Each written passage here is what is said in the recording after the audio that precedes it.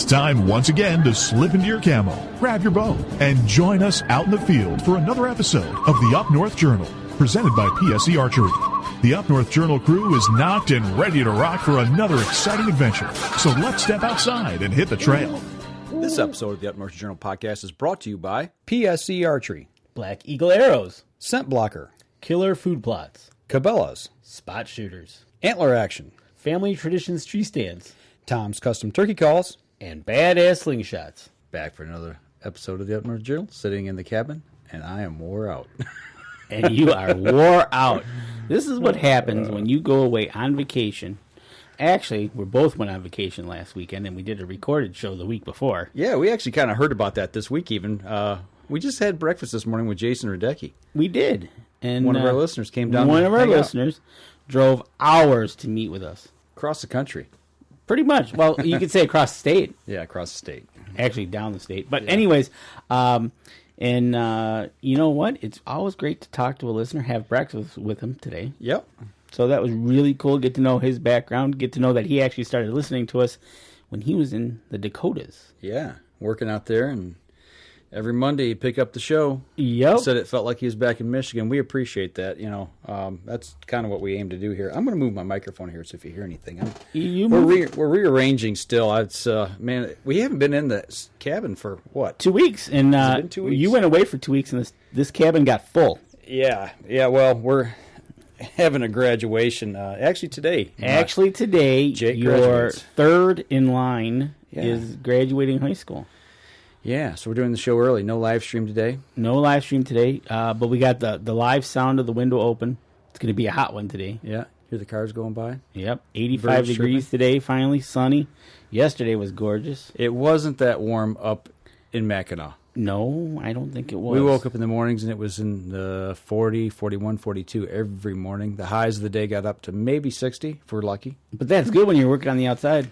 Yeah, it was good, but could have stood just a little bit more. Another 5 degrees or so would have been nice. Oh, yeah. 65, 70 would have been better. When I was up in the UP, we had, I think it was like just about almost 70 with the lows in the 40s. Yeah. You know, I'd start a little fire in the morning just to get that chill out of the cabin. Mm-hmm. But after that, it was like, okay, that's enough of that. Right. But no, I had some great weather in the UP. The rain held off till we were coming home, so I drove in rain on the way home, which is okay. You had a new toy.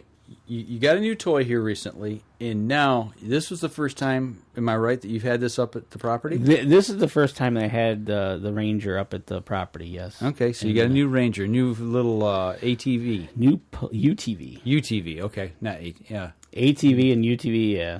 So I got a new... four-wheel machine that you sit down on and drive with a bench seat. That's right.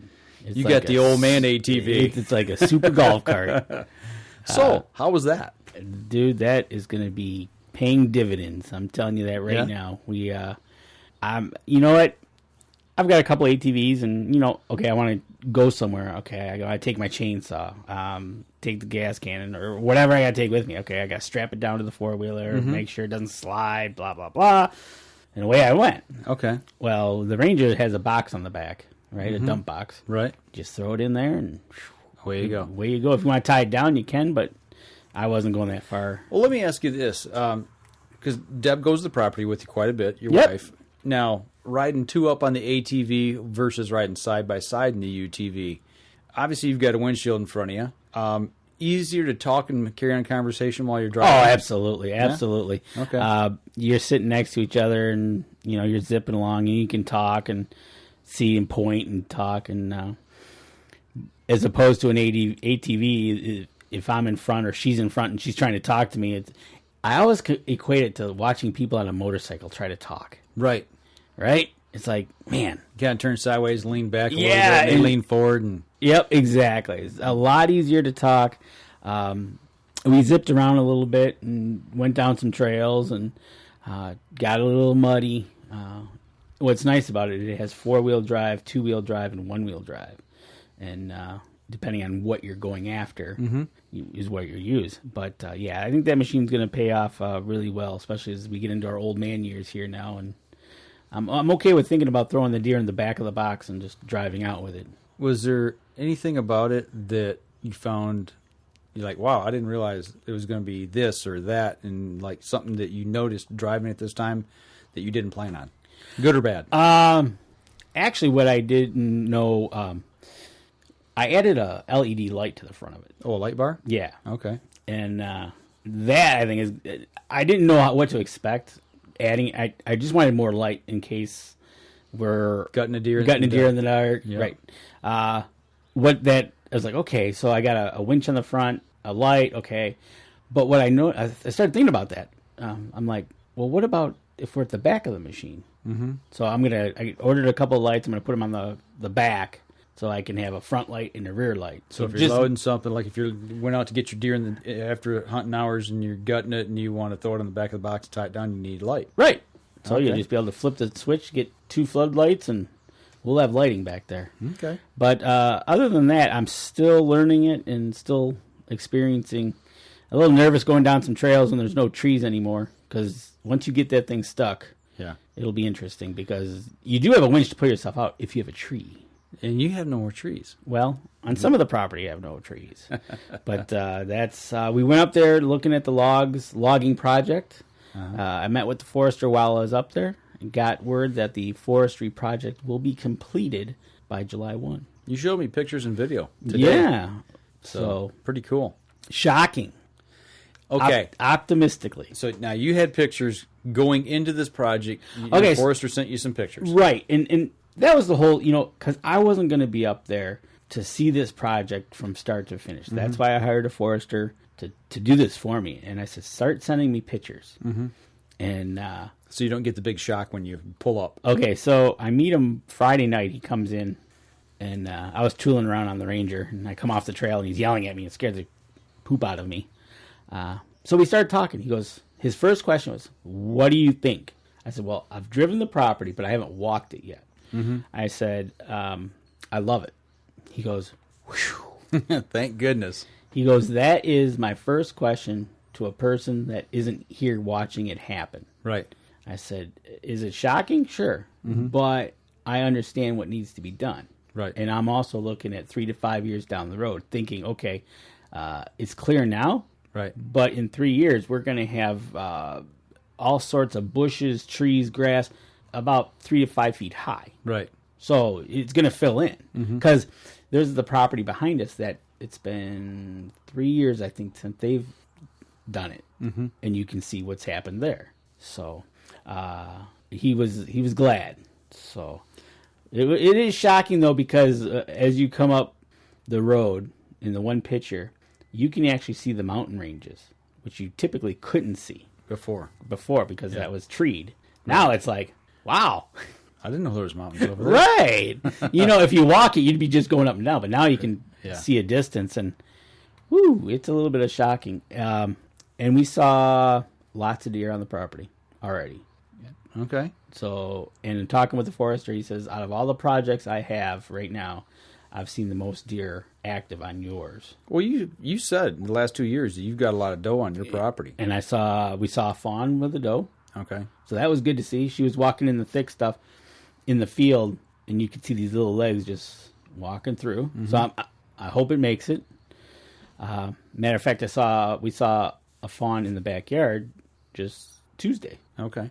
It must have just been born because it was really wobbly. Right. And we were watching it, and the mom was kind of cleaning it off still and kind of nudging it where to go. Right.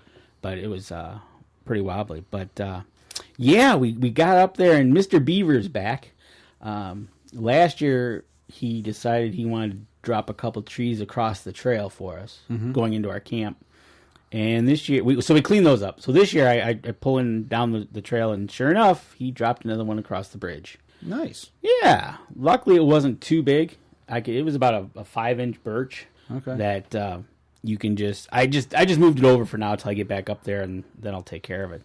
But I'm still trying to think what he's thinking, because... A little Michigan bridge improvement project? I think what his thinking is that he can... If he puts more trees on top of the bridge... Because the last one fell on the bridge. Uh-huh. And the last couple, he's kind of aimed for the bridge. Okay. So I think he thinks, well, I'll just keep piling them on there, and he's going to make this giant dam. Mm-hmm. But the only problem is all the water's running under it. Right. So here's the problem. You're thinking like a beaver now. or trying to think like a beaver. There's a problem with this. Well, I just this one, the first one that was neat, right? Okay, he's chewing, and this one is on the opposite side of the creek, chewed, and it fell right in the. So if you did the last couple years, he was trying to cross them. Yeah, and I'm thinking, what's he thinking? He's landing them on the bridge so he doesn't have to be in the water messing with them. That could be too. So making his work easier. I'm gonna have to maybe have a talk with him. Go. I know where he lives. He lives upstream, a couple hundred yards. Yeah, and that was another thing. Is like, I think he's trying to improve his habitat by flooding out some more. Okay, but that ain't gonna happen. Tell you that. Telling him right now. He's trying to build a fishing pond. Yes, and that is a trout stream. Yeah. So he does get trout in there. Okay. So, but Mr. Beaver's at it again. I'm gonna have to have a little talk with him. Talk with your neighbors. Right. So, but yeah, other than that, went into the cabin, opened the cabin up like we winterize it, we drain the pipes, yada yada yada. Recharged the water lines. I had a pipe that was busted, so I had to become Mr. Plumber. Okay. And we use PVC piping up there, so basically I just had to figure out where to cut it, remodel it. Measure twice, cut once. Adult Lincoln Logs. Yes. Or Tinker Toys. Yeah. Adult Tinker Toys, yes. And so basically that's what I did. I needed to run to town for a few items. Came back, I cut it, I put it all together, put it in. Yep, that'll fix. And then I glued what I could, and then I went underneath. I glued it. I had to let it sit for 2 hours. I let it sit for an hour and a half. I couldn't wait anymore. Turn the water on? Turned it on and fired right up. You had pressure? Had pressure. No leaks? No leaks. That's good. That is great. Deb cut the grass while I was doing that, so we took care of everything. It went a little bit longer than I expected, which that's fine. What's one thing nice about being your cabin as opposed to your house? When the water's running down the floor, you're like, whatever. Right. As opposed to your home and drywall and whatnot. Right. And luckily the pipe was not busted anywhere that you couldn't get to. Right. Then that becomes a whole other issue. Well, tell you what, let's step aside. We take our first break, come back. I want to talk to you a little more about the logging project. All right. What you saw there, what your thoughts are in the future, and all that. So, I'm excited. All righty. So we'll step outside. We'll be right back after this. PSE Archery has always dominated the speed category. Now, the most revolutionary cam system ever to hit the market has perfected the shooting experience. Introducing PSE's Evolve cam system, featuring extremely high let-off capabilities and the smoothest draw cycle in history. No other cam system has ever delivered this level of total comfort and total control. Experience PSE. Experience performance. Killer Food Plots have been helping property owners for over 20 years create premier whitetail habitat. Whether replenishing your soil with their all-natural Organics Fusion pellets or planting a premier KFP food plot seed blend to help your deer rebuild their bodies through spring and summer while supplying the much-needed high energy during and after the rut, you can trust that Killer Food Plots family and their products will help your deer achieve their full potential.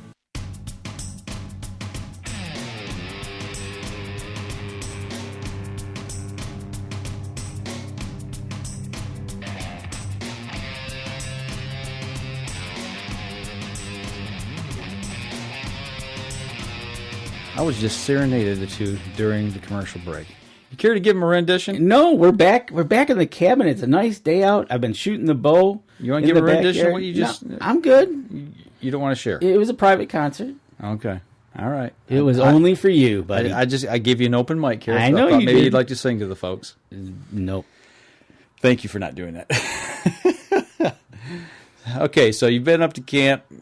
First thoughts was, wow. Oh my. Shocking, but progress. OMG. You got a chance to get out and walk it a little bit? Yes. Okay, so that was Friday night, talking with the forester. He showed up, asked me my opinion. I talked with him, had a few questions. He gave me an end date for the project. The only reason, the week before Memorial, they started to pull logs. Mm-hmm. But frost laws? No, those are all taken. It was just too wet. Too wet. They didn't want to cut the roads up. I walked. So then the next day, I said, okay, I'm going to walk the property to see what's what. So I walked the one property, and the landing trail that they have for the logs was muck. Okay. It was still drying out. So I could totally understand if they take anything heavy machinery in there, they're just going to bury it. Okay. So I totally understand that. So this week they were the week after Memorial Day is when they're going to start, barring any weather, which I see they got hammered today. They're going to start pulling logs. They're done cutting. They're all done cutting. He gave me some pink tape. He said, if you want any trails done, go mark it, and then he'll talk with the bulldozer operator and see if they'll cut the trails for me. Okay. I'm like, okay, cool. So I walked the one trail, and I walked the bulldozer trail that they created to pull the logs, and it kind of goes up into the woods and splits into a Y. I'm like, wow, that's kind of almost built. The Y portion is almost kind of built to be a field. I'm like, well, I'm good with that. So then I'm like, okay, let's go to the other 40. I walked that, and kind of the same thing. They bulldozed in the trail, and then they split off like a north-south road. It's about 100 yards maybe in length. And I stood at one end looking at the other and going, this could be a field if I just keep it, right? Right. The only problem with that one is I feel I'm going to need to get something on the western edge, actually the west and the south edge, because that is open to the main road. Maybe a little border patrol. I'm thinking something in the short term. Short term border patrol, and long term something that's going to grow bushy and fast. Evergreens. Something, yeah. So I walked that, and then I'm like, okay. I showed you the picture of when we leave a tree stand up, what they do. Yeah. Which is a great picture. So I went off. I found my cousin's tree stand, which he uses predominantly, and it's very different now. And it just opens up. I found one of my box blinds, which used to be on a hill, is now on a hill on an edge. Okay. So as I'm walking this, all I could think of was first off, getting over the shock of being so open. But the second was all the new hunting thinking. Right. It's totally changed your whole perspective. It totally has changed. I climbed up in the tree stand and I sat there and I just I took some pictures. I looked across what we had now, and it's very open, but then I started thinking, and we talked about this. I said, wow, if we, maybe a little, it doesn't have to be a big food plot, but if we get in, make a in the corner, and it's the corner would be a connection of two wood edges. Right. So I was like, wow. And then on the other side of that is another edge. So as far as stand placement, for some will change, and the thinking is going to change a little bit too, right? Because of it being so open. Other spots, it'll take probably a couple years to fill in, to kind of see what starts to grow, how thick it starts to grow. I was walking this, and I could start to see some regeneration. The ferns starting to come up. The grass is starting to come up. They're a couple weeks behind down here. Right. I noticed when I was traveling north, this side of the bridge was really coming in thicker. Right. And so when I got up there, you could definitely tell it wasn't, they're definitely a few weeks behind us. We had an open spot that was in a heavily wooded, really thick wooded area. And they still haven't finished our cutting project yet, but that was a concern of that person's area. It's like, oh my gosh, this has changed. It's so horrible, yada, yada, yada. And I'm like, you just got to change your thinking. Like you said, your hunting dynamic's going to change now. But in the time that they had cut that back in late January, early February, then the frost laws kicked in when it got warm. They wouldn't let people on the road, so they shut everything down. And we were there first week of May. And already in this probably half-acre circle, there was only one tree in the middle of it in this half-acre. Right. They left. And that's because it was dead. But the grass was already growing, the wild grass. Right. And if you looked into the edge of the woods where they hadn't cut yet, or not going to cut, there's nothing growing. I mean, absolutely nothing. And already that grass had already pushed up, wild grass starting to push up. Right, exactly. And ever since this whole thing, and we've talked about this, is open-minded. What was is now gone. And I even told him that. I told the forester, Brock, that. I said, it's okay. You've given me a blank slate. Now I can and start to mold go it in and do this. So I really didn't make any new trails. I had thoughts about doing this to that, and I'm like, you know what? No, I'm going to wait. Let them get the logs all off of there. So you can see that slate. So then I can see that and say, okay, we'll probably have to get some gates. Mm-hmm. I'm going to leave the bulldozer trails, I think, alone. Mm-hmm. I think I'm just going to gate them off. Keep people from driving in. Because they will. Mm-hmm. But after that, then we'll kind of, because the other main road that he made for us, well, actually the logger made, if you think about it, has the main road, but then off there they kind of did some offshoots. Right. So I thought there, it's like, wow, if we just keep the main road and then the offshoots we just plant. Yeah. Little fingers. Right, little fingers. And then maybe in time, as we see how it goes for hunting stands or whatever, might become viable. Right. So totally, he definitely created some more edges on my cousin's property.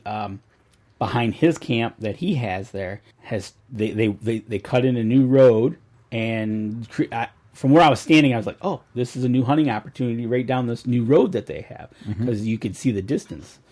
And then he created, which was a forest cover ridge, is now they cut it back to half. So now he created that whole new edge up on top. Mm-hmm. So whether, with that edge, so that's a new hunting opportunity. I showed you that tree stand, which was in the woods, which is now on the edge of the woods. Mm-hmm. See, that tree stand, the deer would go east-west. But now I think the deer are going to switch and go north-south on that. Along that edge. Along the edge. Along the edge. Yeah. So, and that's, I actually started, it was fun to start thinking that way. It's like, okay, wow, this is really open. But look at that edge I have. Mm-hmm. And then he left pockets of woods to start to regenerate. That's what I liked about the way that it was logged. You could see these little pockets, and you can just imagine in your mind deer transitioning and using that as cover to get from one place to the other. Exactly, and you can see the zigzag or how you could almost picture them walking. Mm-hmm. And I tell you what, there was enough. I did see some wolf tracks. Enough tracks. I'd seen enough deer on the property that says they've already been in there. They're on those tops, eating those off left and right. But, the deer are definitely moving through there. It's a little tough for them, like it was for me, because of all the brush. Mm-hmm. So we might get in there and do a little bit of cleaning up. It won't take long for the smaller ones to deteriorate and press into the land. But, no, it's exciting. It's free-thinking, clear, new slate. How are we going to handle it? Okay, so now here's the next question. Because this isn't just your property. This is kind of family. Yeah. But you're kind of managing this project. Right. What's going to be the reaction when the rest of the hunting party shows up and sees what's happened? Well, I know one member said, wow. But then he says he's excited. Mm-hmm. Almost the same thinking as I am. Mm-hmm. And so far, that's only the one reaction I've gotten so far. We'll know probably in July. I think there's going to be a couple of us up there together. And we're going to look at it. But you have to do that. You got to be open-minded. It needed to be done. Are you guys going to try to put a strategy together to hunt both pieces of property? Because they're right side by side, being able to maximize your hunting potential on both pieces? Absolutely, because for bow season, there's only a few of us. Mm-hmm. And for gun season, there's kind of more of us. So we'll have to see... we'll probably definitely have to walk the property to see where the spots were and say, okay, because I know in my cousin's tree stand, I can't sit where I used to sit because I'm in the wide open now. So it's like, okay, I understand that, but I'll, maybe by then I'll find out where they're traveling. Sounds to me like we need to make a weekend trip up there and fly the drone. You know what? I think I did the video on the Ranger, right? Mm-hmm. I'd like to do the same thing. And have you run the drone over the top of it and see from, and you said 450 feet? 400 feet I can fly. And yeah. You can see a long way. I flew it this week up north when I was in Mackinac at my mother-in-law's property. And she's, I don't know, quarter mile, half mile west of the bridge. Right. Right on the water. And I sent it up off the top of her deck, went right up in the air, 400 feet straight up. You can see the bridge from above. You can see the whole city of Mackinac, and as you turn the drone around, you can see very easily see the whole North Shore. You can see the outcropping of the peninsula going into Lake Michigan, the outcropping of the peninsula going into Lake Huron. Wow. I was just like, as I'm watching it on the monitor, as I'm recording it and flying, I was just like, wow. I mean, normally everything I see is wooded, but when you see water and it's open and it's flat, it's pretty revealing and eye-opening. It is. So, yeah, I'm thinking do that same route, but you could almost sit in the back of the Ranger controlling it and run the drone with us. Yep. That would be, I'd like to see that from that perspective. We'll have to, there's a thing we can set up on it. I haven't tried it yet. It'd be a great opportunity seeing how it's so open up there. It's called Follow Me. And as long as we're in the Ranger Rover with the controller, put it in follow me mode, and we drive, and it just hovers over us and follows us. Oh, that'd be perfect then, because my acreage is split by 2 main roads, so we could do one and then do the other. But no, it's I think it'll be interesting in November for gun season. Bow season might be, I think I might try a couple new spots. I won't be trying that one tree stand that I showed you. That's good. It's in the middle of the open. Yeah. There's no cover. Which is kind of funny because that was on the edge of a thicket when we put it up. Yeah. It was a transition between the conifers and the hardwoods, right? So it was like, okay, this is a good spot. It's now a really open spot. Right. So the plan is get up there in July and then just finishing the project with Brock, and then maybe sitting down with my cousin. It might have to wait till November when we're all there and say, okay, this is what we've done. Okay, this is what do we want to do now, right? Yep. Maybe take GPS and go to each corner of the property and mark the corners. Okay, so of all those, and then put it into like Garmin Basecamp. Yep. And have it plot it for you, and then figure out your trail and all that kind of stuff on there. And you can start looking at different places and distances. Exactly, and the trail we used to use, I don't know if we'll use it anymore because the one which was they left like a finger of woods. That trail pretty much, I think, walks right down the middle of that. So we might actually try to stay out of that now. Right. Yeah, your travel routes are going to be dictated now, but wind direction, proximity of other landowners, and hunting pressure and things of that nature, and creating different sanctuary areas.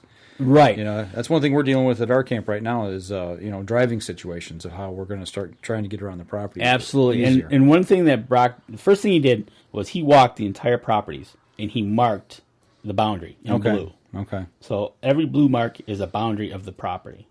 Then he rewalked it, creating zones with red marks, 2 red marks.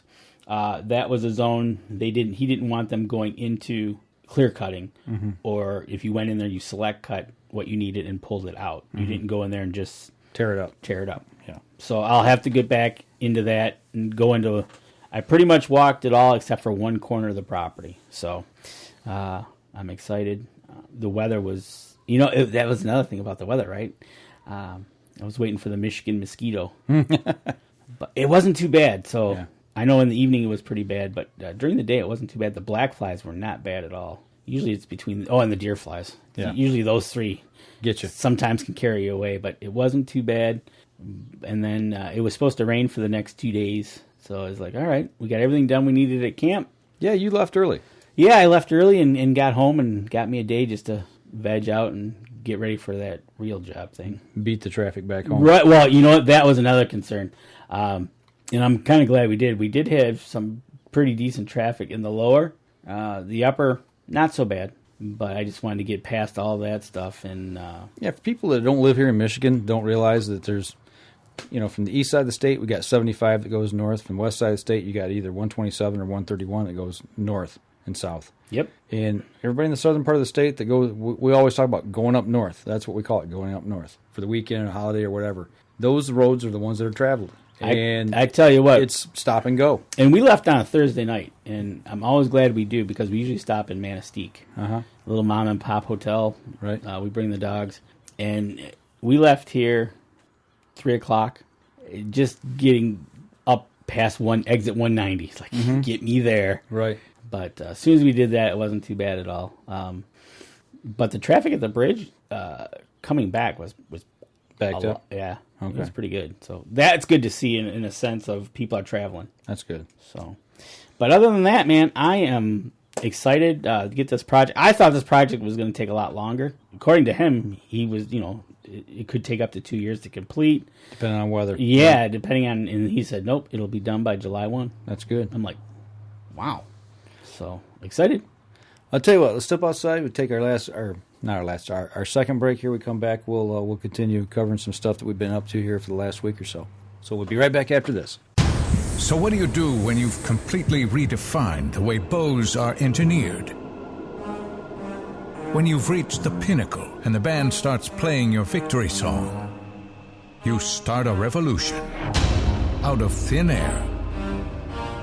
Introducing the all-new PSE Carbon Air, engineered with true carbon technology to be the lightest high-performance bow in the world. Experience PSE. Experience performance. Throughout human history, one notorious killer has remained at the top and claimed more lives than any war or natural disaster combined. Mosquitoes. It's time to arm yourself and protect your family this season with Scent Blocker's new Bug Blocker for insects. Lasting up to 8 hours, Bug Blocker not only repels biting mosquitoes that can carry the West Nile virus, but other biting insects, including chiggers, biting flies, gnats, and ticks which can carry Lyme disease. Field tested by outfitters and guides from Alaska to Alabama and everywhere in between. The results are in, and Bug Blocker flat out works. In a high-potency sportsman strength dosage, using 25% no-nonsense DEET, plus 2 specific ingredients to target biting flies, Bug Blocker plays for keeps. For ultimate protection, pair Bug Blocker insects with Bug Blocker ticks.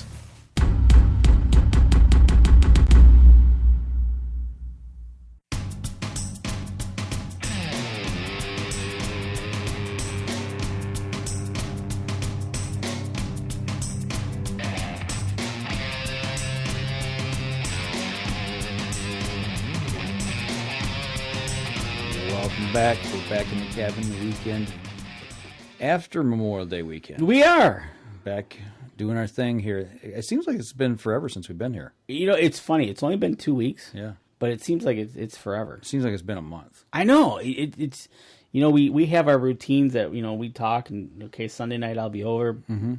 But if you miss a week or 2 weeks or it's like wow. And we started this show at noon. We did. It's 12:30 now. We started at noon on Sunday. Right. Just due to other things going on. So yeah, and so that's how versatile we are. Try to be. Yeah, speaking of versatile, I have been shooting the Evolve.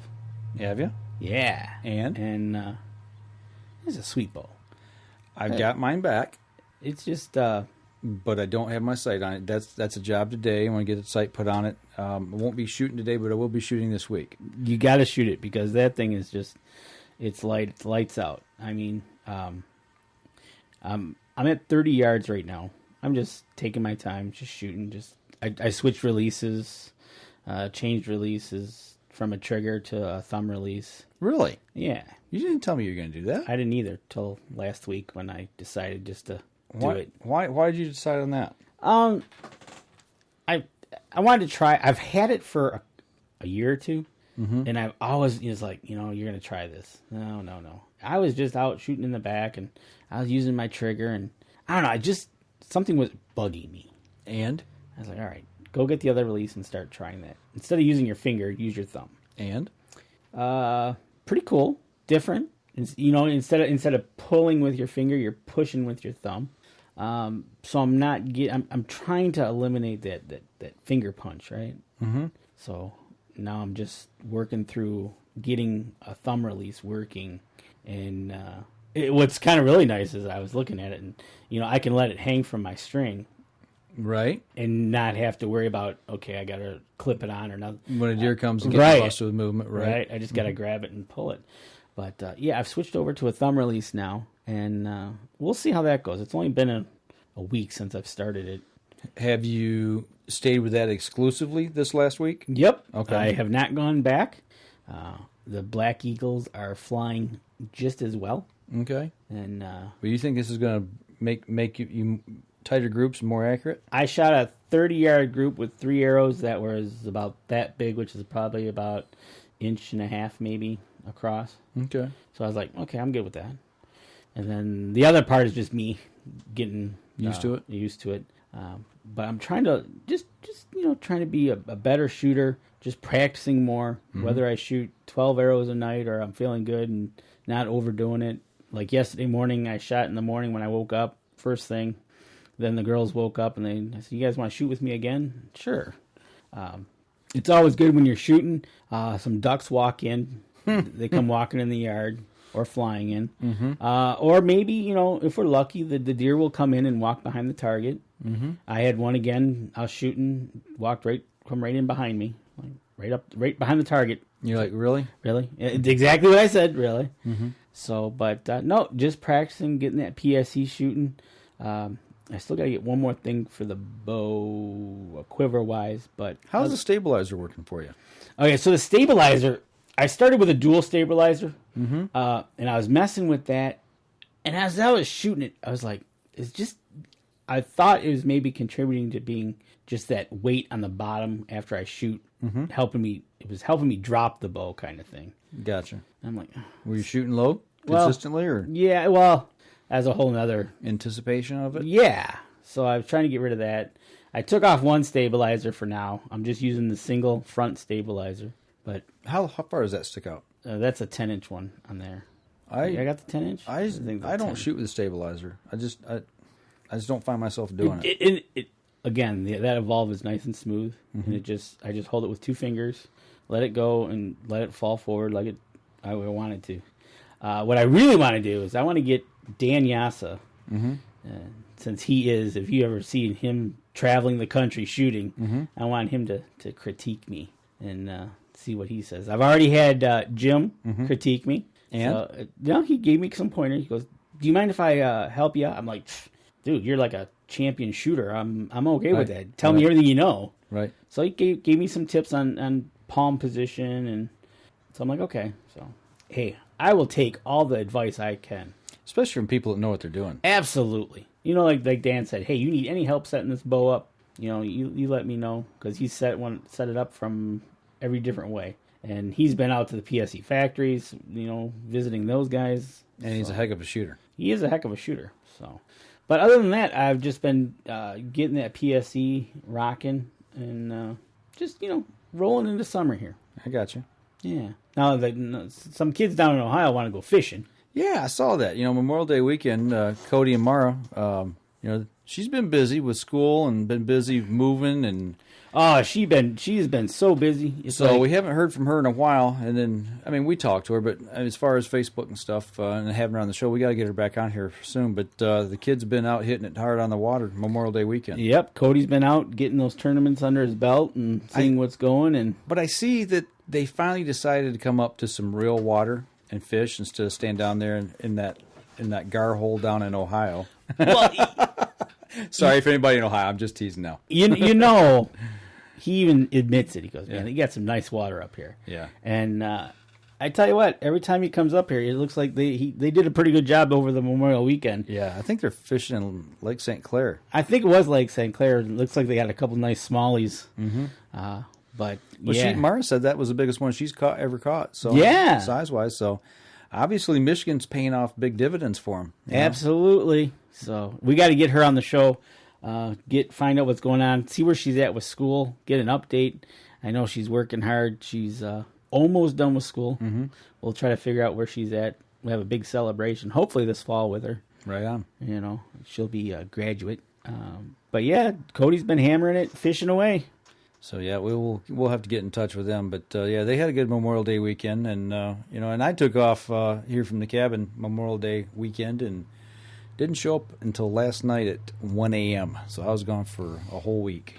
But you were gone for a week. But in that week, you got some information. Yes, I did. About killer food plots. Well, what was it? 2 weeks ago we planted.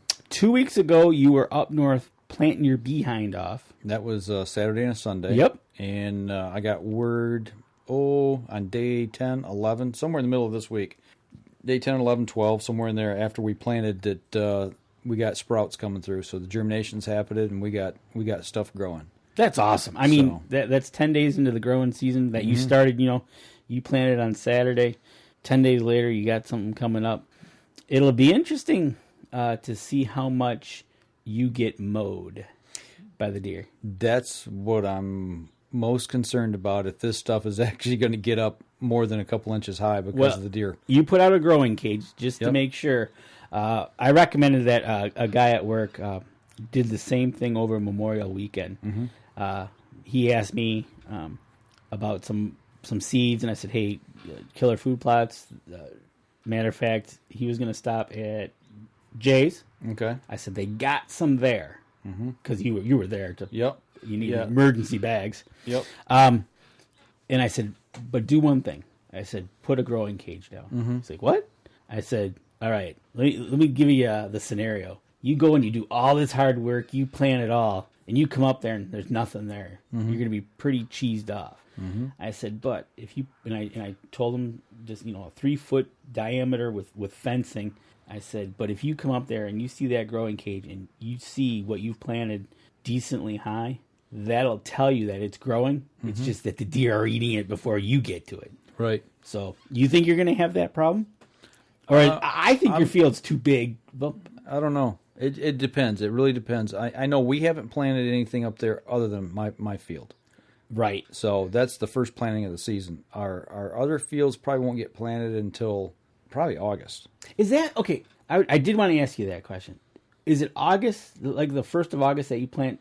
We planted last year the 1st and 2nd of September. Those were the 2 planting days. Oh, really? Yeah, planted late. It was really dry last year. Is that considered late then?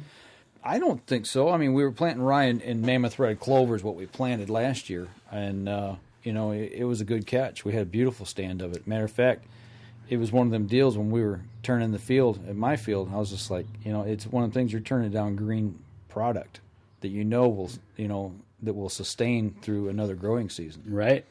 And you're turning it under, but we got some good stuff we're putting back in the ground, and that's what we're trying to do. So we're trying some different things there. The reason I asked was I was thinking about when I was up in July, and I think it is a little different because I'm in the UP, because my first frost is probably going to be middle of September. Right. So I'm like, okay, maybe I can plant. You need to step yours up a good 2-3 weeks before. Right. So I'm 1st thinking, of August, last part of July. Right. So I was thinking maybe when I'm up there in July, I'm not going to go heavy into it this year because I want to make sure that they're all off and gone. But I might try to get in some little plots. So we'll see. But I just did have that question for you. But I hope now that you found out you've got germination going on and you got little sprouts coming up, a couple weeks. I don't know when you're going to go back up there, but get a view of that plot and pull some camera cards. Yep. I got cameras up. And I wanted to get up a little bit before I go back up. I mean, I don't know when I'll go back, tell you the truth, but when I do go back up, I want to see some green on the field to where I can show Nick what we've been up to. Right, exactly. Want to show Nick and see how that killer food plots is growing. Absolutely. So, but yeah, that was great news to receive in the middle of the week. I think it was also important, if I remember right, the evening you planted it, you had a little bit of rain. Yep. After we planted, we got just enough to wet the ground good. Yep. Got the little water sprinkler turned on for you, but it rained pretty good the rest of the week. I tell you what, they've had. Matter of fact, talking to the forester up in the UP, it's that the water's at a high level, and he's almost talking like it's been the old 100-year cycle, highest water ever type thing. Okay. So, and I did notice our creek. I could see where it had flooded and went up onto the banks. You know how it draws. You can see the flow line through it. Yep. I was like, whoa! That got up pretty high then. Had some water after the big thaw. Yeah, and then they've had some storms and wet weather up there. And then, matter of fact, they were having it last weekend, getting it again this weekend. I just hope it doesn't get cold. If it stays a little warm, then I'm not worried so much for the fawns and stuff getting sick. But it just got to be a little bit dry, but you don't want it totally dry. Right. Well, I'll tell you what, let's take our last break here. We come back, we'll kind of wrap things up of what I got myself into this week, and we'll be right back after this. I shoot PSE because I like one pin to 40 yards. I shoot PSE for the perfect combination of feel and performance. I shoot PSE because you can shoot lighter poundage and increase arrow speed. I shoot PSE for the fastest bows on the planet. I shoot PSE because my livelihood depends on my bow. I shoot PSE because better engineering makes a better bow. I shoot PSE. I shoot PSE. I shoot PSE. I shoot PSE. Experience PSE. Experience performance. Killer Food Plots have been helping property owners for over 20 years create premier whitetail habitat. Whether replenishing your soil with their all-natural Organics Fusion pellets or planting a premier KFP food plot seed blend to help your deer rebuild their bodies through spring and summer while supplying the much-needed high energy during and after the rut, you can trust that Killer Food Plots family and their products will help your deer achieve their full potential.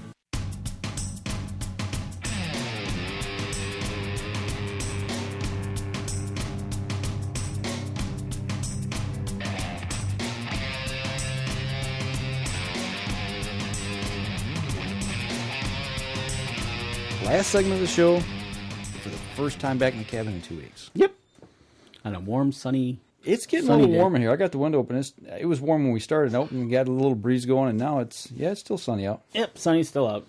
Thunderstorms rolling in this evening. Yeah, thunderstorms this afternoon. You'll be inside enjoying a graduation. Yeah, but one thing I did not enjoy was working this week. You worked everything other than on the outdoors. Well, you were outdoors working, but it wasn't playful outdoor hunting working. No, it's a cottage. We were getting the cottage ready to sell.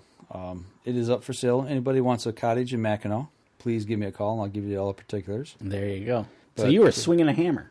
No, not so much a hammer. I was swinging a paintbrush. Whoa! We painted the whole exterior, painted 2 rooms on the interior, cleaned up, put a new floor in, hired some carpet work done, moved a lot of furniture. So you were a busy little beaver. Yeah, getting a cottage ready. Yeah, it just needed freshening up. Yeah, that's what you got to do, right? Yeah. You're planning to sell it, so I haven't worked that hard since before my dad retired back when we were roofing houses. And he told me just before we went on the show that you slave drived him. No, it's just the opposite. I don't know about that. What time do I normally get out of bed? Yeah, well, that debatable on what night you had previously, because I know you've gone anywhere from being early at 8 a.m., which is amazing, to almost probably 11 o'clock. Yeah, well, we were getting up at 6:30 every morning. Well, that's good for you. And we work literally from daylight to dark. We get up, eat a quick breakfast, bowl of cereal or whatever, get to work all day, maybe stop, eat a sandwich, get back to work, and work until one night we worked 11 o'clock. So you were slave driving him. No, he was slave driving me. You know what? I looked into his eye. He looked as innocent as a church mouse. I now remember why it was nice when we quit working together. I love being around my dad. Don't get me wrong. But there's just certain things when you get older, you do things a certain way. Yep. And he still does things the way he did for years. And it's just like, oh, yeah. Now, a fresh memory in your mind. Yeah. After we were up there, 7 days, 8 days, 7 or 8 days. And about day 3.5, I was starting to get a little grumbly. It's like, come on, man. I'm glad it was you, not me. Pulling me in 3 different directions, And hey, let's do this, let's do that, let's do this. I'll be working on something, put it down, turn around to go get something else to bring to the job to work with. And I'm like, hey, where'd that tool go? What tool? The one I had laying right here. Oh, I picked it up and put it somewhere. Well, where'd you put it? I don't remember. I spent more time chasing things than I did working half the time. So it happens. That's what happens when you work with family. Oh, it's just... I've been there. I've done that. Maddening. It's like I can sit and enjoy hanging out with them, but when it comes to work, I'd rather just do my own thing. Yeah, exactly. That's like when I worked with, when we had the family business and, I was kind of more in the office. Mom, what'd you file this under? Oh, file it. Why did you file it under that? Well, because this. Mm-hmm. Okay, sure. And then you let alone trying to figure out her handwriting, right? Right. But no, I totally agree with you. So after day 3.5, it finally got to you. Yeah. The last day, they were putting carpet in. Middle of the day, we had nothing to do. I said, get in the Jeep. We're going to dinner. Going to get lunch or dinner, whatever, He gets in, starts pulling out coupons out of his pocket to go get fast food again. And I'm like, no. All week I tried to take him out for dinner. He wouldn't go. I had him in the vehicle. Doors are locked. We're on our way. I was like, we're going. There's a little joint there in town called the Keyhole. It's a little bar, bar-style food. You can get a beer, you can get a soft drink, and get food. So we went to the Keyhole. I said, "There's a menu. Get whatever you would like. I'm paying for it." So we sit there and we had I had a perch dinner. He had whitefish and watched a little bit of softball on TV. He really likes watching college softball tournaments, so that was on. We sat there and watched that and shot the bull for an hour and a half. Good. Just good relaxing time. Got along fine there. I tell you what, that I liked watching that too myself. That's amazing. But you were able to get him out away. Yeah, and then as we're getting ready to leave, got a phone call. He was trying to meet up with a buddy that lived in Wolverine, Michigan, which is about 40 miles south of Mackinac. Yep. And we used to co-own property with him back when I'm talking like a little kid, like when I was 4, 5, 6 years old, all the way up until I was about, probably 10, 11, 12. And it was 80 acres with an old cabin on it. Well, anyway, they retired up there. He called, and they made contact. They came up to see us. And we sat out in the yard while the guys were putting carpet in for about 2 hours just out there and just caught up with him and his wife, reminiscing. He's 82 now. Wow. And I knew he dabbled in guiding a little bit in this area with elk, but he's a certified elk guide for the state of Michigan. Okay. Here you have to have a guide when you draw an elk tag. You do. And the property we used to hunt on, back then, there was elk, but we really didn't have them in the area. That was back when they were establishing the population here in Michigan. Right. But over the years, they've killed 43 elk off that property. Really? Yeah, he says he likes to guide 2, maybe 3 people a year.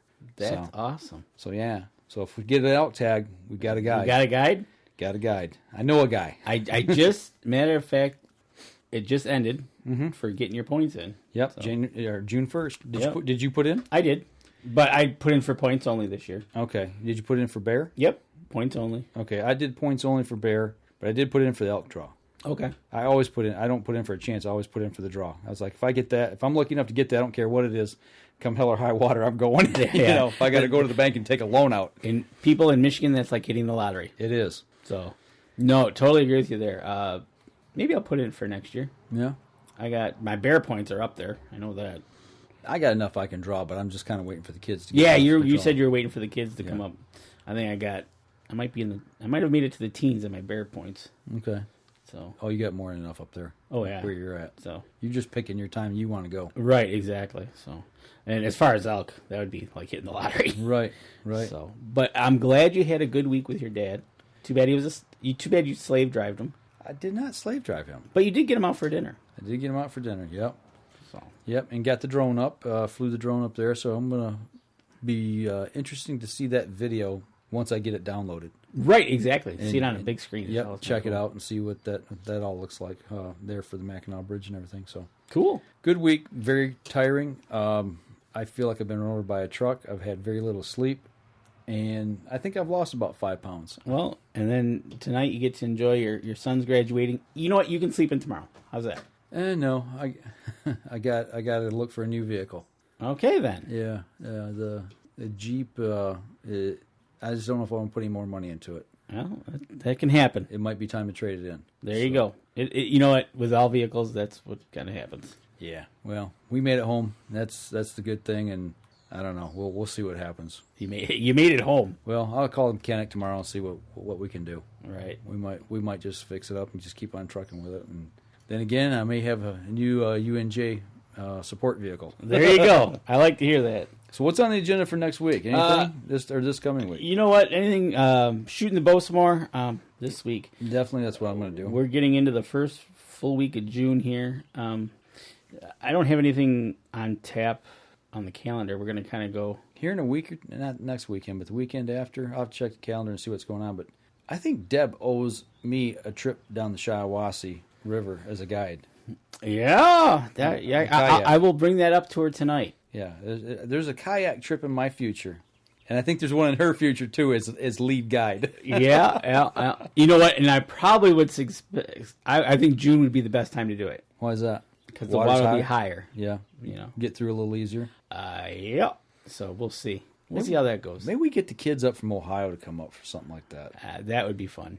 It would be. Whew. But we might lose Cody because he'll be looking for fish. That's true. Oh well. So.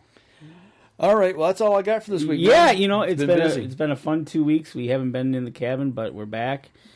Stay tuned next week. We'll be back again, and I think we're going to live stream next week. Should be back to normal. Next Saturday's open house for Jake. So Sunday night should be an open slate for us to be back on the air at 7 o'clock as usual. So let's give Mara a call maybe next week, see what she's up to. We might have to try it. We've been working out some things here in the studio, taking a look at some things today. So maybe we might be able to even get to see her. That's right. So we'll see what happens. All right, that's all I got this week. You all set? I'm all set. All right, that'll do it for this week, folks. And as we always say, if you're out on the water or in the woods, shoot straight and be safe. This episode was brought to you by PSE Archery, Black Eagle Arrows, Scent Blocker, Killer Food Plots, Cabela's, Spot Shooters, Antler Action, Family Traditions Tree Stands, Tom's Custom Turkey Calls, and Badass Slingshots. Thanks for listening, and join us again here next week. Until then, remember, as we always like to say, if you're out on the water or in the woods, shoot straight and be safe. Until next week on the Up North Journal.